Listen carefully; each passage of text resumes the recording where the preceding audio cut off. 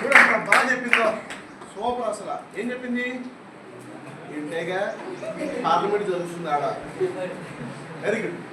ఏం చెప్పిందంటే దేవుని మీద విశ్వాసము నమ్మకము ఉంచాలి. అంటే మనుషుల మీద కాదు దేవుని మీదే నమ్మకం ఉంచాలి అన్న విషయాన్ని పాయింట్ చెప్తారు. మీరేం చెప్తారు? ఇంకా వాయిస్ చెప్పరా? పార్లమెంట్ వదిలేసి చెప్పండి. ఎందుకు చేసుకుంటారా? నేను అర్థం మీరు చెప్పండి అమ్మా. బా చెప్పలు పట్టునమ్మా. ఇంకా బాగా సేవకుని మాటకి లోబడాలి. ఎంత బాగుంది చూడండి. లోబట్టడం వల్ల ఆమె దీవెన పొందుకుంది. అవును కదా? Very good.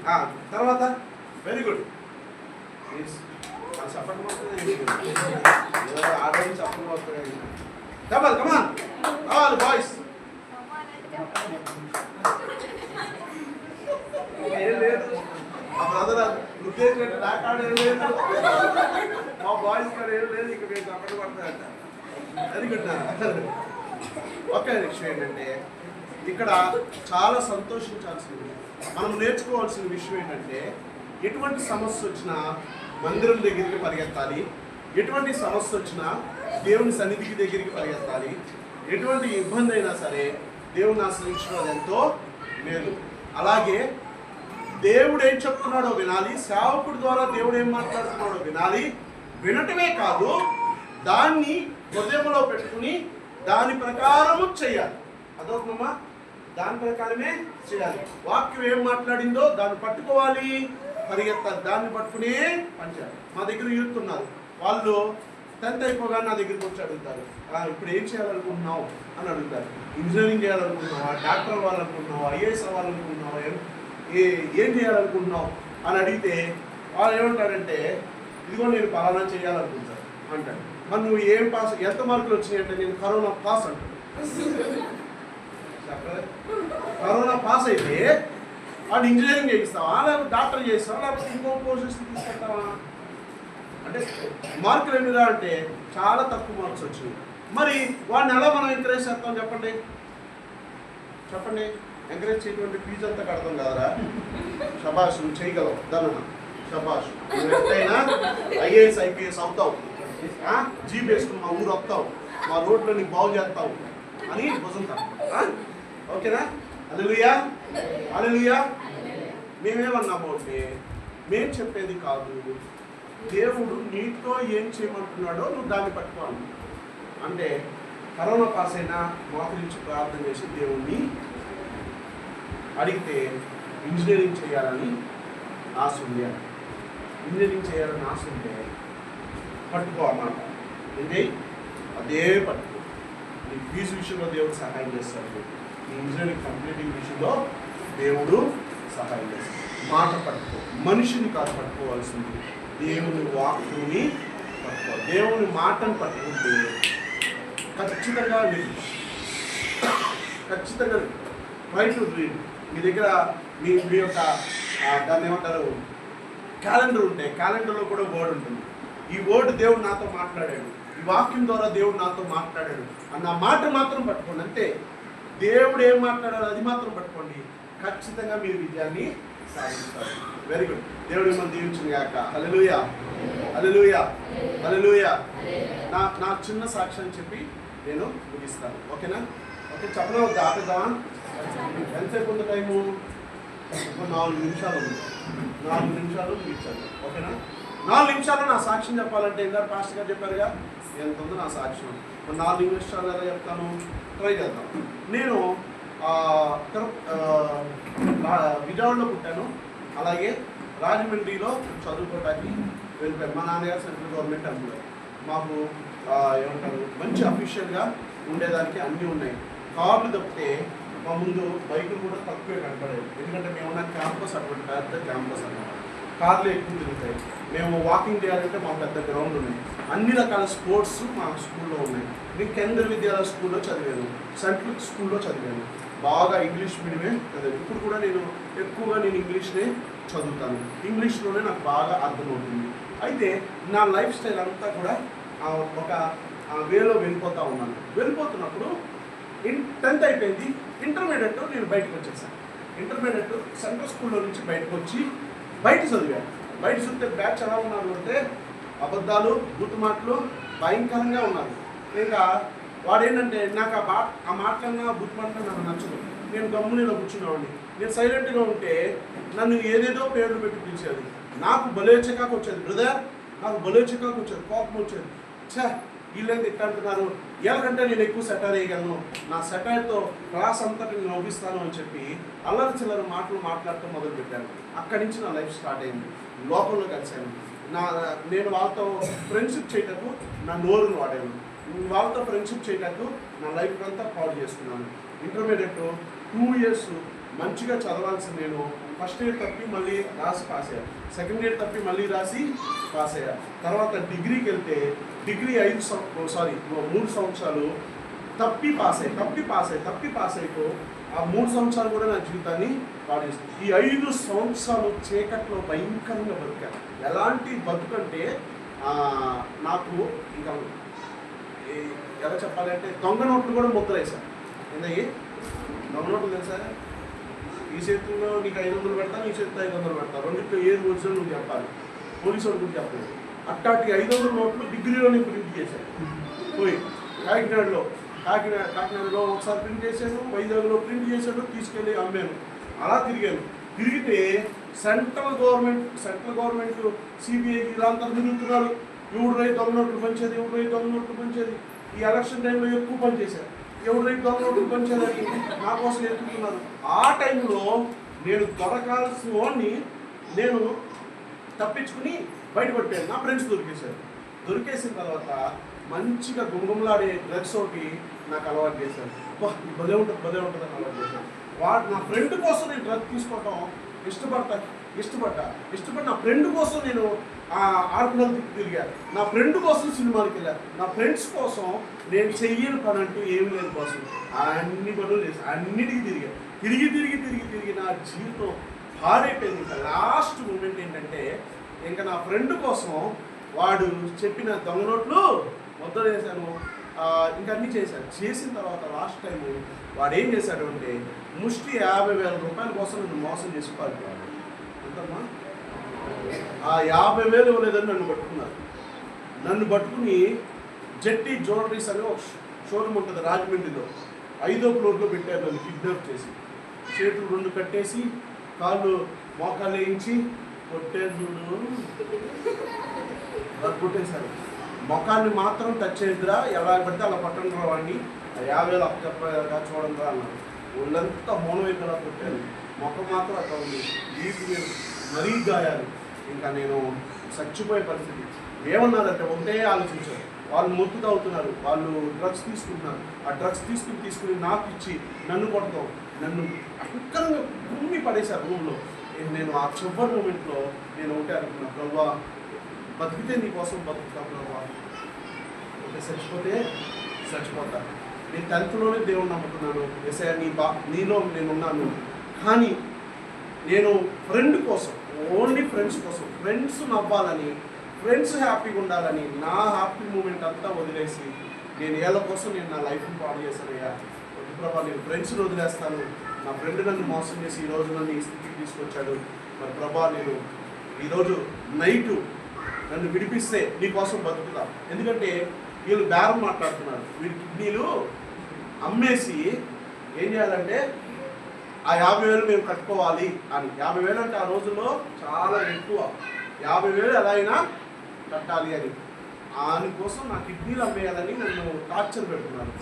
ఆ టైంలో మా నాన్న పోలీస్ స్టేషన్కి వెళ్ళి రిపోర్ట్ ఇస్తాడు అని ఎవరో అంటే ఆ రాత్రి నేను దేవునికి ప్రార్థన చేస్తాను. నన్ను బతికిస్తే నీ సేవ చేస్తా, చచ్చిపోతే ఏడే చచ్చిపోను. నా బుద్ధి వచ్చింది, ఎప్పుడు నేను నీ సేవకుడిగా వస్తా అని ఏడ్చి ప్రార్థన చేస్తే వాళ్ళు నేను ఏడ్చి ప్రేయర్ చేయడం చూసి ప్రార్థన చేస్తావరా అని కాలుతో తన్నాను. ప్రేయర్ చేస్తున్నావరా, ఏం చేస్తున్నావరా, ప్రేయర్ చేస్తున్నావా అని కాలుతో తన్నాను. ఏడ్చి వాళ్ళు మొత్తుతో పడిపోయినారు. నన్ను పొద్దున్న లేచి వాళ్ళ నాన్న పోలీస్ స్టేషన్కి వెళ్ళి కంప్లైంట్ ఇస్తే మనందరం ఎత్తుకుంటావా, ఈరోజు కాడిని పంపించండి, సాయంత్రానికి కాడిని తీసుకురండి, డాక్టర్ ఊరు వెళ్ళాడంట, వచ్చినాక మనం తీసుకెళ్ళి అప్పచెప్తా ఉన్నారు. అంటే నన్ను తీసుకెళ్ళారు, వదిలేశారు. నాకు ఒక ఆప్షన్ ఉంది. నేను గనక రైట్ సైడ్ నా ఫ్రెండ్ ఇంటికి వెళ్తే నా బ్యాచ్ అంతా తీసుకొస్తే ఇల్లు అయిపోతారు. రెండోది నా ఇంటికి వెళ్తే నా ఇంటికి వచ్చి నన్ను తీసుకెళ్తారు. ఏది బెస్ట్ అనిపించింది. వెంటనే నన్ను అక్కడ వదిలేయటం, వెంటనే నా ఫ్రెండ్ ఇంటికి వెళ్దాం అనుకున్నాను. కానీ వెళ్తే నాకున్న ఫాలోయింగ్ ఎక్కువ, అందరూ వస్తారు, ఫైటింగ్లు జరుగుతాయి, యుద్ధం జరుగుతుంది, నన్ను ఎవడు ఏం చేయలేడు, టచ్ చేయలేడు. రాజమండ్రిలో వరగాడు అంటారు నన్ను. అట్లా అలాంటి పొజిషన్లో ఉన్నా నేను. అటు పారిపోకుండా నేనేమనుకున్నానంటే, వద్దు మళ్ళీ ఆ దగ్గరికి వెళ్ళొద్దు, మా తల్లిదండ్రుల దగ్గరికి వెళ్దామని తల్లిదండ్రుల దగ్గరికి వెళ్ళి మళ్ళీ మోకరించి ప్రార్థన చేశాను, ప్రభా నన్ను బతికించు అని. అప్పుడు నా ఫ్రెండ్ ఫోన్ చేసి, నువ్వు ఇమీడియట్గా ఇక్కడి నుంచి పారిపో, నీ మీద ప్లానింగ్ ఉన్నాయన్నారు. రాత్రి పరిగెత్తుకుంటా వెళ్ళిపోయి రైల్వే స్టేషన్కి వెళ్ళి, రైల్వే స్టేషన్లో ట్రైన్ ఎక్కి నేరుగా మా పెద్దమ్మ ఇంటికి వెళ్ళిపోయి అక్కడ 21 రోజులు ఉపవాసం ఉంది, ప్రార్థన చేసుకున్నాను. దేవుణ్ణి నన్ను నేను సమర్పించుకున్నాను.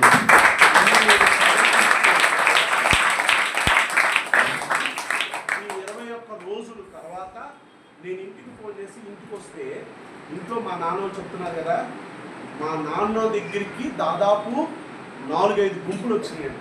ఎవరి కోసం? నా కోసం వచ్చినాయంట. మా నాన్న రోడ్డు మీద ఆపారంట. ఎక్కడ పెడితే అక్కడ నీ కొడికేడి అని అడుగుతూ ఉన్నారంట. అయితే దేవుని కృప మాత్రమే నన్ను కాపాడింది. 21 రోజుల తర్వాత ఎవడైతే ఆపాడో, ఎవడైతే ఇబ్బంది పెట్టాడో, ఎవడైతే కొట్టాడో అది చచ్చిపోయాడు. ఏమైందమ్మా? ఒక్కడ చచ్చిపోయాడు. వాడు అన్యాయంగా నన్ను కొట్టాడు, వాడు చచ్చిపోయాడు. మిగతా వాళ్ళు భయపడిపోయారు. ఇంక మళ్ళీ నాకు అంటారు 21 రోజులు ఉపవాస ప్రార్థన తర్వాత దేవుడు నన్ను కాపాడు. నాకు ఆ విషయం తెలిసి ఏడ్చి దేవుని స్తోత్రం చెప్పి అక్కడి నుంచి నేను సేవకని ఉపవాసం నుండి 5 రోజులు ప్రార్థన చేశాను. ప్రభువా నువ్వు నన్ను పిలిస్తే, నువ్వు కనుక నన్ను సేవకు పిలిస్తే నేను సేవకు వస్తా అని మళ్ళీ ఇలా దృష్టి పెట్టాను. 5 రోజులు ఉపవాసం నుండి ప్రార్థన చేశాను.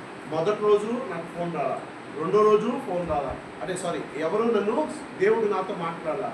3వ రోజు చెన్నై నుంచి ఒక పాస్టర్ గారు ఫోన్ చేసి, దేవుడు నాకు పద్దాక నిన్నే చూపిస్తున్నాడు, నువ్వు సేవకు రావాలి అని పిలిచాడు. హల్లెలూయా. నేను ఎన్ని రోజులు ఉపవాసం ఉండాలనుకున్నా? 5 రోజులు. 2 రోజులు ఉన్నా? 3 రోజులు. 3వ రోజుకే నాకు జవాబు వచ్చింది. అయితే ఈ 2 రోజులు కూడా నేను ఉపవాసం ఉండి అప్పుడు నేను నిర్ణయం తీసుకుంటాను అన్నాను. అని మీరు వస్తేనే నన్ను తీసుకెళ్తారు, కానీ నన్ను చెన్నైకి పోను. మా ఇంట్లో ఇప్పటికే నా మీద చాలా నిందలు ఉన్నాయి. అంటే అప్పుడు ఆయన అక్కడి నుంచి వచ్చేసాడు. 5వ రోజు తర్వాత ఆయన వచ్చి మా ఇంటికి వచ్చి మా తల్లిదండ్రులను అడిగాడు, నేను తీసుకెళ్తాను సేవకి అన్నాడు. హల్లెలూయా, హల్లెలూయా. మా అమ్మ పో అంది, మా నాన్న పో అన్నాడు. అయ్యో మా పాస్టర్ గారిని అడిగితే శాంతంగా ఉండరా నాన్న, పోవాలి. అందరూ నన్ను పోనేవాడే కానీ అంటే నేను ఎట్టున్నాను చూడాలి. 5 సంవత్సరాలు నరకం చూపించాను రాజమండ్రికి. అక్కడ పిచ్చగా తిరిగినోండి. ఇప్పుడు ఏమంటారు 5 రోజుల తర్వాత నేను వెళ్ళిపోయిన తర్వాత నన్ను ఎప్పుడైతే నాకు ఒక రోజు ముందు ప్రకాష్ అన్న మినిస్టర్ జాయిన్ అయ్యారు, ఆయన నేను వెళ్ళాను. అన్న ముందు జాయిన్ అయిన తర్వాత నేను వెళ్ళి జాయిన్ అయినప్పుడు నన్ను చూడగానే వేలెత్తి చూపించారు, you are a missionary, God is going to bless you అన్నారు. వెంటనే నాకేం అర్థం కాలేదు. మిషనరీ అంటే మిషన్ కొట్టాలేమో అనుకుంటున్నాను. నాకు ఏం తెలియదు, మిషనరీ గురించి ఏం తెలియదు. కానీ మిషనరీగా 3 సంవత్సరాలు 4 సంవత్సరాలు 3 సంవత్సరాలు పరిచయం చేశాను. తర్వాత నన్ను తీసుకెళ్ళి అప్పటికీ సాక్ష్యాలు చెప్పిస్తున్నారు, నాతో మిషనరీ సాక్ష్యాలు చెప్పిస్తున్నారు. ఇదిగో అక్కడ సేవ చేస్తున్నారు, అక్కడ సేవ చేస్తున్నారు. కానీ మిషనరీ అంటే నాకు తెలియదు. వాళ్ళు సాక్ష్యం చెప్పిస్తున్నా, నేను సాక్ష్యం చెప్తున్నాను. ఎన్నో అద్భుతాలు, దెయ్యాలను వెలగొట్టాము, చనిపోయే పరిస్థితిలో ఉన్నాను బతికించాము, చనిపోతున్నాడు ఇంకా చనిపోయాడు అన్న 5గురిని బతికించాడు దేవుడు. హల్లెలూయా. అంటే ఇంక చచ్చిపోయాడు ఈ మనిషి అనేవాడిని 2 బతికించాడు. నాకు విషం పెట్టారు, విషం పెట్టి నన్ను సంపేద్దామని చూశారు. విషం హ్యాపీగా తినేశారు, ఎందుకంటే ఆకలితో ఉన్నాను. నా రోజు ఎవరు పెట్టేవాడు లేడు, ఏం పెడితే తినేశారు. తినేసాను, హ్యాపీగా ఉన్నాను. పావులు నా పక్కన పుట్టినాయి, తేలు తిరిగాయి, ఏం డ్యాన్స్ చేసానంటే ఆ డ్యాన్స్ అన్నీ వేసాను. హ్యాపీగా సంతోషంగా, నాకేం పైన లేదు. దెయ్యాలు కనబడితే అది ఒక ఆనందం, దానికి తగిన కొట్టేదానికి నాకు సంతోషం. అది వచ్చి నేను పడుకునుంటే ఒకరోజు నేను చర్చిలో అలాగే మంచు వేసుకుని పడుకునుంటే అంత అనుకుంటుంది. ఎవరైతే అనుకుంటుంది అని చెప్పేసి లేచి బయటికి వెళ్ళి డోర్ తీసి చూశాను, ఎవరు లేరు. మళ్ళీ డోర్ వేసుకుని మళ్ళీ వచ్చి పడుకున్నాను. ఎవరు లేరు, ఊరంతా అవతల పక్కన, నేను ఒక్కనే ఈ చర్చిలో ఉండేది. మళ్ళీ వచ్చి ఇటు తలుపు కొడుతుంది, 2 సార్లు కొట్టింది, మళ్ళీ అది చూసా, మళ్ళీ ఎవరు లేదు, మళ్ళీ లోపలికి వచ్చి కొట్టింది, 3వ సారి కొట్టింది చూడు. అప్పుడు గుండె అర్థమైందా నాకు, దెయ్యమేనా కొట్టింది అనుకుని మళ్ళీ బయటకు వెళ్ళి రోడ్డుకి వెళ్ళి అటు వెళ్ళి ఇటు, అది కొట్టిన 2వ సెకండ్ ఊరికి బయటకు వెళ్ళి చూస్తే ఎవడు లేడు. అటు తిరిగా ఇటు తిరిగా కొట్టి వెంటనే మాయమైపోతాడు మనిషి, మాయవాడు కదా. అంత దూరం వెళ్ళి చూస్తే ఎవడు లేడు, మొత్తం వెళ్తే ఒక్కడ కనపడలా. మళ్ళీ పరిగెత్తుకుంటూ వచ్చి మోకాలు వేసి కాదు మర్చిపోయారు, తిండేసి తొప్పేసి కొట్టు, మళ్ళీ కొడతాం తలుపు, హ్యాపీ వేసి అనుకుంటున్నా కుటుంబం. నేను మాత్రం బయటకు రాలేదు, ఎందుకంటే నువ్వు లోపలికి రాలేవుగా, నేనైతే బయటకు రాను పో అన్నాను అని సైలెంట్గా పడుకున్నాను. పడుకుని పొద్దున్న లేస్తే నా దగ్గరికి ఒక 4-5 ఫ్యామిలీస్ వచ్చి, అయ్యారు రాత్రి ఎవరో తలుపు తట్టారండి అంటాడు ఒక ఆయన. ఇంకొక ఆమె వచ్చి రాత్రి ఎవరో తలుపు కొట్టారండి అంటారు. ఇంకొక ఆమె వచ్చి రాత్రి ఎవరో తలుపు కొట్టారండి, మా తలుపులన్నీ కొడుతున్నారండి అన్నారు. నా తలుపు కొట్టారు, నేనెవరు చెప్పాను, నా చర్చి తలుపు, చర్చిలో పడుకున్న నా తలుపు కొట్టారు. నైట్ అంతా తలుపు, అలా 1 వారం రోజులు కొట్టారు తలుపు. ఎవరు అంటే దెయ్యం. వీళ్ళందరూ కలిసి నా దగ్గరికి వచ్చి కూర్చున్నారు. అయ్యా ఏం అర్థం కావట్లేదు, రాత్రి మీరు తలుపు కొడుతున్నారు అయ్యా అని భయపడ్డారు. ఏం భయపడబాకంటే, మీరు పెట్టే ఏమంటారు దాన్ని, ఈ కొండలు తీసుకెళ్తారు, ఏంటి కదా అది, పొంగలు. ఈ పొంగలు పెట్టి దాన్ని బాగా మేపారు మీరు, అది అందుకే కొడుతుంది. 2 ఉపవాసం ఉండి ప్రార్థన చేద్దామని చేతులు ఎత్తి ప్రార్థన చేస్తే ఆ రాత్రి ఆ డోర్ కొట్టింది లేదు, 2వసారి ఎవరు డోర్ కొట్టింది లేదు. అప్పటి నుంచి నన్ను మరింత నెత్తి మీద పెట్టుకుని నన్ను బాగా చూసుకోవటం కార్యం జరిగింది. దెయ్యాలు అలాగా మారిపోయాయి, ఎన్నో అద్భుతాలు జరిగాయి. హల్లెలూయా, హల్లెలూయా. చాలా దేవుడు అద్భుతాలు చేశారు నా బ్రతికాను. ఈరోజు ఒక మ్యానుఫ్యాక్చర్ యూనిట్, అంటే ఈ టీషర్ట్ కంపెనీ ఉంది, ఒక సాఫ్ట్వేర్ కంపెనీ ఉంది, అలాగే ఇండియాకి వరల్డ్లో ఒక చర్చ్ ప్లాంటింగ్ మినిస్ట్రీకి 2000 చర్చిలు కడతాకి నేను ఇండియాకి డైరెక్టర్గా ఉన్నాను. ఓల్డేజ్ హోమ్ ఉంది, జాబ్ ఆపర్చునిటీస్ ఇస్తూ కొంతమంది నిలబెడుతున్నాము. ఇంకా అనేకమైన ప్రాజెక్ట్స్ ఉన్నాయి, వాటర్ ప్లాంట్ ఉంది, తర్వాత మంచి మార్కెటింగ్ సంబంధించిన స్ట్రాటజీస్ కలిగిన బిజినెసెస్ ఎస్టాబ్లిష్ చేసి ఎంతనో నిలబెట్టాము. ఈరోజుకి 7 చర్చిలు కట్టాము. పెళ్ళి కాకముందు 10 చర్చిలు కట్టాము, పెళ్ళి అయిన తర్వాత 7 చర్చిలు కట్టాము, 3000 ప్రాంతాలు తిరిగాము. విశ్రాంతి లేకుండా హ్యాపీగా సేవ చేసుకుంటున్నాము. చాలా ఆనందంగా హ్యాపీగా ఉన్నాము. తమ్ముడు సిస్టర్స్ ఒక్క మాట మీరు హ్యాపీగా ఉన్నారా? మీరు హ్యాపీగా ఉన్నారా? ఎక్కడి వరకు ఉన్నారు? దేవుళ్ళో లేకపోతే రియల్ హ్యాపీనెస్ లేనే లేదు. చూసి వాక్యం పట్టుకోండి, దేవుని పట్టు. ఇప్పుడు చదివినంత హ్యాపీగా ఉంది కదా, ఎంత జాలీగా ఉంది. ఇలాగే పార్ట్గా తీసుకోండి. మొత్తం బైబిల్ అంతా ఇదిగో నాలెడ్జ్ తినేయాల్సిన అవసరం లేదు, జస్ట్ కొంత పార్ట్ని తీసుకోండి. మీ అంతటికి దేవుడు మీతో ఏం మాట్లాడాడో చూడండి, ఆ పార్ట్ వరకు మీరు నేర్చుకోండి. ఆ దేవుడు మీతో ఏం మాట్లాడుతున్నాడో చూడండి, చాలు. ఆ రోజు దేవుడు మాట్లాడిన మాటలు మాత్రం పట్టుకోండి, హ్యాపీగా ఉండండి. దేవుడు మిమ్మల్ని దీవించిన గాక. ఆమేన్. హల్లెలూయా, హల్లెలూయా. కళ్ళు మూసుకుని ప్రార్థన చేసుకుని ముగించుకోండి. ఓయమ్మా 10 నిమిషాలు ఎక్కువ చెప్పరా, మరి ఇది కూడా చెప్పరా? ప్రార్థన చేసుకుంది. Very good. భవిష్యత్తులో నేను ఆపండ్రా నాయన అనేదాకా మీరు మాట్లాడుతూనే ఉంటారు పాస్టర్ గారు, ఏం పర్లేదు. మిమ్మల్ని కూర్చోబెడతారు, వీళ్ళు వాకింగ్ చెప్తారు, చూడండి, మీరు ఆపరు. ఇంకా చూసుకోండి, మీ టీం ఎక్కువైపోయింది. ఇంకా ఆమె అవునంటారా కదంటారా? ఆమె అనండి. చూసారా ఆమె ఎంత శబ్దం ఉందో? ఖచ్చితంగా జరిగింది. రైట్. ప్రార్థన చేసుకుందాం. చివరి ప్రార్థన. మౌనతుడా నీ కృపలో నివసించుట నా జీవిత ధన్యతై ఉన్నది. మహోన్నతుడా నీ కృపలో నేను నివసించుట నా జీవిత ధన్యతై ఉన్నది. నా జీవిత ధన్యతై ఉన్నది. సరే, గొప్ప బ్లెస్సింగ్ ప్రభావం. ఎంత గొప్ప బ్లెస్సింగ్ అంటే అది వర్ణనాతీతము ప్రభు, వర్ణనాతీతము. దాన్ని ఇటు యవనస్తులతో కలిసి మాట్లాడటం గొప్ప ధన్యత ప్రభు. పౌలు గారు తండ్రి ఆ స్థలంలో నిలబడి వాక్యం చెప్పుచుండగా ప్రభు ఎందరో బ్లెస్ చేయబడ్డారు. అక్కడ ఒక సంఘం అయింది. ఈరోజు ఈ సంఘంతో మాట్లాడుచుండగా ప్రభు ఈ సంఘము కొంత నేర్చుకున్నారు, యవనస్తులు ఎంతో నేర్చుకున్నారు ప్రభు. ఈ రోజు నుంచి మీ లైఫ్ స్టైల్ అంతా కూడా మారిపోబోతున్నది కొందరు. మీ లైఫ్ అంతా మారిపోబోతుంది ప్రభు. ఈ రోజు నుంచి మీరు ఆలోచనలన్నీ మారిపోయింది, మీరు తలంపులన్నీ మారిపోయినాయి.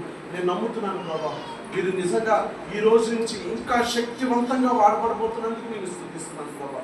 ఇప్పటి వరకు ఎలా ఉన్నారో దీనికి ఇంకా బలంగా ప్రభు, అయా నీ చేతిలో బాణం వంటి వారుగా ప్రభు బలంగా మీరు నిలబడబోతున్నందుకు మిమ్మల్ని స్తుతిస్తున్నాను ప్రభు.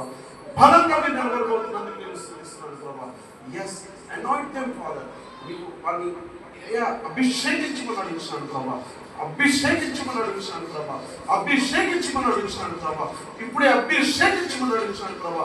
పరిశుద్ధాత్మ తండ్రి ఇప్పుడే మీరందరి మీద నీ అభిషేకము రిలీజ్ అవ్వాలి ప్రభా. అయ్యా రిలీజ్ సపరపడి దేవుని స్తోత్రం చెప్తాం. రిలీజ్ నీ అభిషేకాన్ని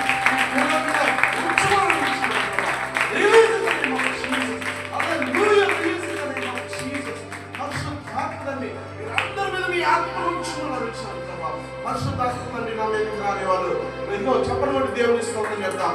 పరిశుద్ధాత్మని ఓ నీవైతే పరిశుద్ధాత్మ దేవుడు వస్తున్నాడు. గట్టిగా చెప్పబడి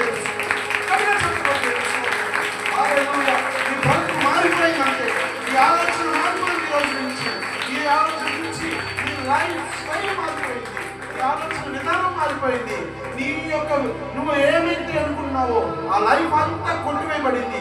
సాతాను ఆలోచనలన్నీ కొట్టివేయబడ్డాయి. ఈ రోజు నుంచి నువ్వు న్యూ లైఫ్ స్టార్ట్ చేయబోతున్నావు.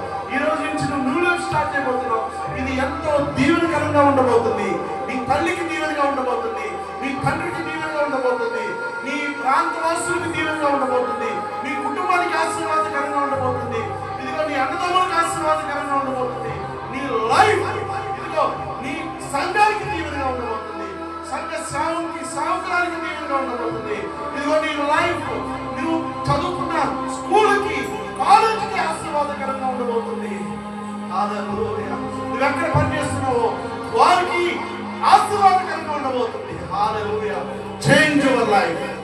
మార్చుకొని జీవితాన్ని ఇప్పుడే మార్పు పొందుకో. ఇకపై yes, very good, very good, very good. నువ్వు చేస్తున్న ప్రార్థన దేవుడు వింటున్నాడు. నేను మారుతాను ఎస్ అయ్యా అంటున్నావు. Yes, very good. మారుతాను అంటున్నావు. Very good. అబ్బా, నీ ప్రార్థన వింటున్నాడు దేవుడు, ఇష్టపడుతున్నాడు పరిశుద్ధాత్మ దేవుడు. నేను నీకు తోడుగా ఉంటానంటున్నాడు. భయపడద్దు, నేను నీకు తోడుగా ఉంటానంటున్నాడు. పరిశుద్ధాత్మ దేవుడు నీకు తోడుగా ఉంటానండి. ఇంకేం కావాలి నీకు? ఇంకేం కావాలి నీకు? ఇంకేం కావాలి నీకు? మనుషులు స్నేహం కాదు, పరిశుద్ధాత్మ దేవుడి యొక్క స్నేహం చాలు. అది ఒక్కటి చాలు. పరిశుద్ధాత్మ దేవుడు నీకు తోడుగా ఉంటానంటున్నాడు. పరమ తండ్రి, మీ పరిశుద్ధమైన ఆధారం వందనాలు ప్రభావం.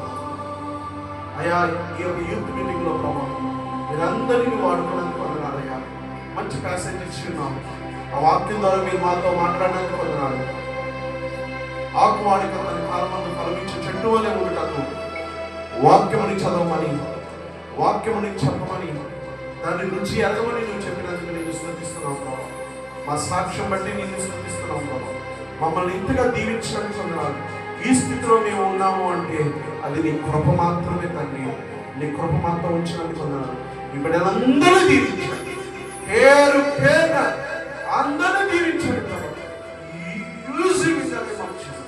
యేసు నామములో మీరందరూ ఎన్నుకోమన్నాడు. ఎన్నుకున్నందుకు అన్నారు. గొప్ప పరిచర్య చేయబోతున్నందుకు నేను స్తుతిస్తున్నాను. మీరందరూ గొప్పగా వాడబడబోతున్నందుకు నేను స్తుతిస్తున్నాను. Bless the multiply their blessings, Father. Multiply their blessings, Father. యేసు నామములో దీవించు. నజరేయుడైన యేసు నామములో ప్రార్థించి స్తుతించి ఆరాధించి చిన్న ప్రార్థనని పాదసన్నిధికి చేర్చున్నాము తండ్రి. ఆమేన్. దీవెనిస్తాను. తండ్రి యొక్క ప్రేమ, కుమారుని యొక్క కృప, పరిశుద్ధాత్మక సహవాసం సదాకాలం మనందరికీ తోడైనది గాక. ఆమేన్. ఎస్, నా లైఫ్ నేను చేంజ్ చేసుకున్నాను అన్న వాళ్ళందరూ గట్టిగా చెప్పండి దేవునికి స్తోత్రం.